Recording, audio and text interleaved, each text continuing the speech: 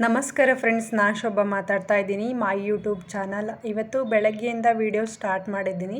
Sunday ಆಗಿರೋದ್ರಿಂದ ಸ್ಪೆಷಲಾಗಿ ಏನಾದರೂ ಮಾಡ್ಕೊಳ್ಳೋಣ ಅಂತೇಳಿ ರೆಡಿ ಮಾಡ್ಕೊತಾ ಇದ್ದೆ. ಬೆಳಗ್ಗೆನೇ ಟಿಫನ್ ಏನೂ ತಿಂದಿರಲಿಲ್ಲ, ಲೇಟಾಗಿದ್ದಿದ್ವಿ. ಸೊ ನಮ್ಮ ಹಸ್ಬೆಂಡ್ ಅವರು ಇನ್ನೇನು ಮಾರ್ನಿಂಗ್ ಎದ್ದಿದ್ದೀವಲ್ವ, ಏನಾದರೂ ತಿನ್ನೋಣ ಅಂತ ಹೇಳ್ತಾಯಿದ್ರು.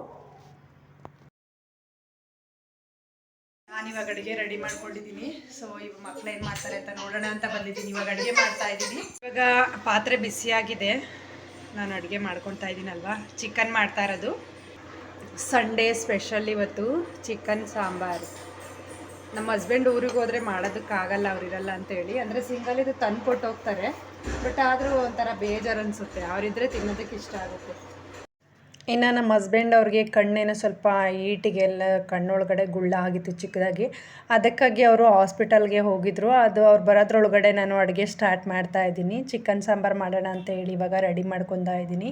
ಒಂದು ಈರುಳ್ಳಿ ಕಟ್ ಮಾಡ್ಕೊಂಡು ಇಟ್ಕೊಂಡಿದ್ದೆ, ಅದನ್ನು ಇವಾಗ ಆಯಿಲ್ ಹಾಕ್ಕೊಂಡು ಫ್ರೈ ಮಾಡ್ಕೊಂಡಿದ್ದೀನಿ. ಹಾಗೆ ರುಬ್ಬಿರೋಂಥ ಮಸಾಲಾನ ಸೇರಿಸ್ಕೊಂಡಿದ್ದೀನಿ. ಹಾಗೆ ನಾನು ಶುಂಠಿ ಬೆಳ್ಳುಳ್ಳಿ ಪೇಸ್ಟನ್ನು ಆ್ಯಡ್ ಮಾಡ್ಕೊತಾ ಇದ್ದೀನಿ.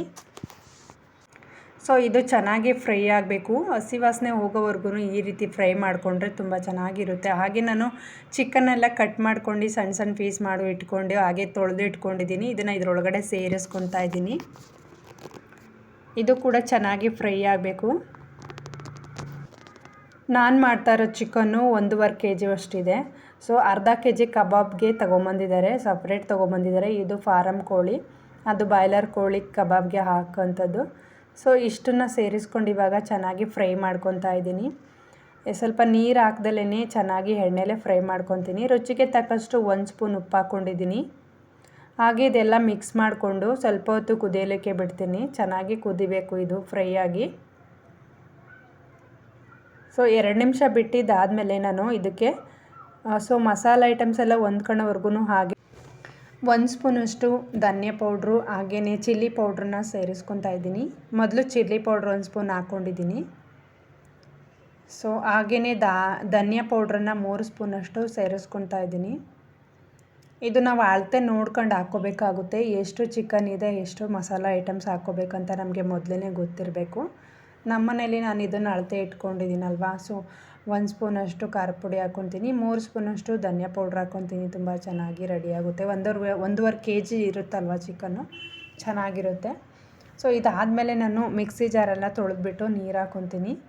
ಅದು ತೊಳ್ಕೊಂಡೆಲ್ಲ ಹಾಕ್ಬಿಟ್ಟು ಆದಮೇಲೆ ಇದು ಸ್ವಲ್ಪ ಚೆನ್ನಾಗಿ ಕುದಿಬೇಕು. ಮಸಾಲದಲ್ಲೇ ಕುದಿದ್ರೆ ಚೆನ್ನಾಗಿರುತ್ತೆ ಫ್ರೈ. ಇವಾಗ ಫ್ರೈ ಆ ಥರ ಕಾಣಿಸುತ್ತೆ ನೋಡಿ. ಇವಾಗ ವಾಸನೆ ಹೋಗೋವರೆಗೂ ನಾವು ಚೆನ್ನಾಗಿ ಫ್ರೈ ಮಾಡ್ಕೋಬೇಕಾಗುತ್ತೆ. ಇವಾಗ ರೆಡಿಯಾಗಿದೆ. 2 ನಿಮಿಷ ಹಾಗೆ ಬಿಟ್ಟಿದ್ದೀನಿ, ಕುದೀತಾ ಇದೆ. ಇವಾಗ ಇನ್ನೂ ಸ್ವಲ್ಪ ಹೊತ್ತು ನೀರು ಹಾಕ್ಕೊಂಡು ನಮಗೆ ಎಷ್ಟು ಬೇಕಾಗುತ್ತೋ ಅಷ್ಟು ನೀರು ಹಾಕ್ಕೋಬೇಕಾಗುತ್ತೆ. ಇವಾಗ ಮುಚ್ಚಳ ಹಾಕಿ ನಾನು ಕೂಗಿಸ್ಕೊತೀನಿ.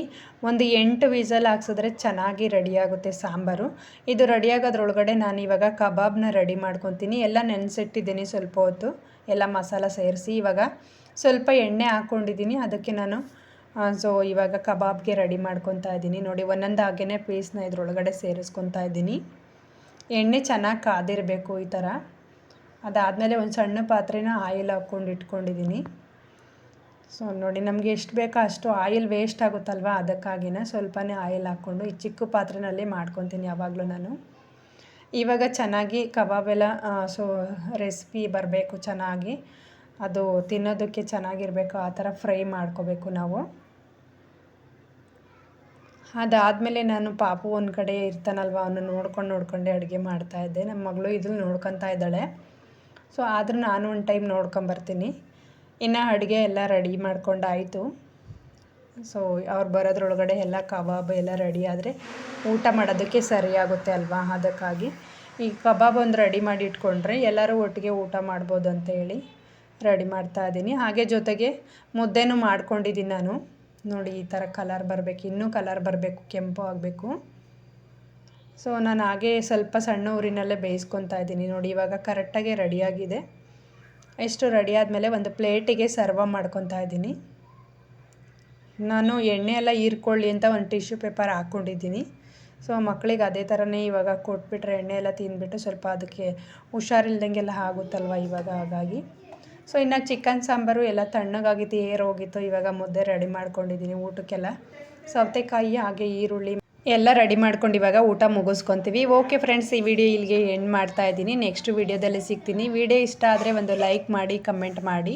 ಸೊ ಈ ಹೊಸ್ದಾಗಿ ಯಾರೆಲ್ಲ ನೋಡ್ತಾ ಇದ್ದೀರಾ ಅಲ್ಲಿಗೆ ಚಾನಲ್ನ ಸಬ್ಸ್ಕ್ರೈಬ್ ಮಾಡ್ಕೊಳ್ಳಿ. ಥ್ಯಾಂಕ್ ಯು ವಾಚ್ ಮಾಡಿದ್ದಕ್ಕಾಗಿ.